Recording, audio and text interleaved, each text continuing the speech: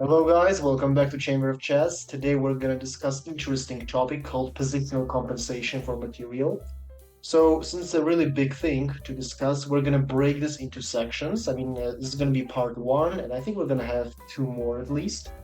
So here I was playing against Ed back in 2016. We're playing without clock, so we have lots of time to think about moves. Here, the last move was Bishop f8. He was playing black and white. I played e5. I'm trying to push, and the point is that he played this knight e5. I took bishop d6.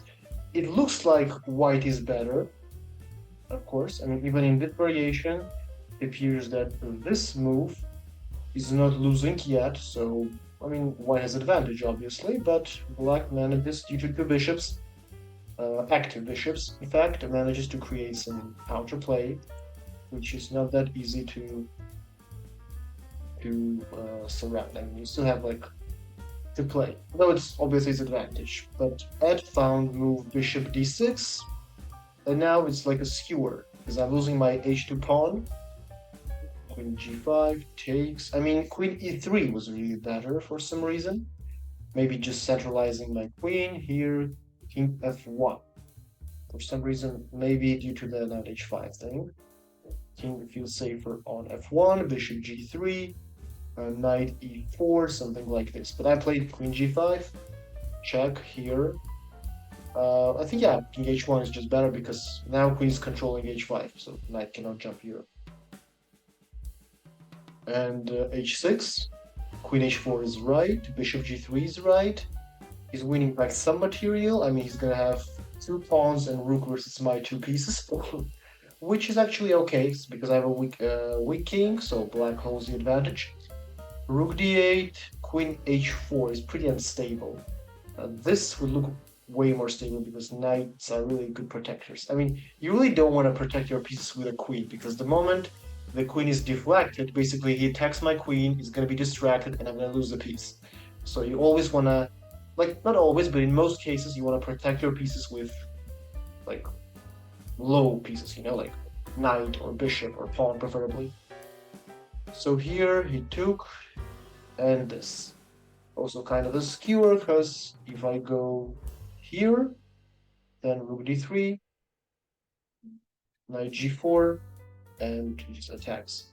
Actually, I think I was thinking about knight g4 in the first place because of this, but here it's trade. Yeah, still it's winning, and black just has two extra pawns.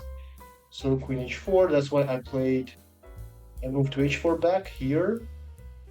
Here, again, I'm two pawns down, but at least I'm trying to have more pieces for some possible disbalance. He moves away, knight e5, takes, I take here. Even in this position, he's okay, but here I'm just lost. Resign. The point is that back in this position, though it looks like white is pressing, but in fact, active position of the queen, bishop, rooks, knight, allows black to hold a positional compensation for material, for a piece, basically. Okay, let's go to the next game. Here I'm playing white again. We're playing online. I think it was 10 minutes. Yeah, it was 10 minutes game. So in this position, I think, yeah, this was like this, and I took. Maybe I'm slightly worse, but all to the reason. My knight is good. My rook is active, bishop. Everything is okay. The whole point is that black has a strong move knight e5, sacrificing knight for two central pawns, weakening my king, active queen, attack, and this is way more than enough to for compensation. Basically, black is even slightly better here. We both have two bishops, so I guess it's more or less equal for now.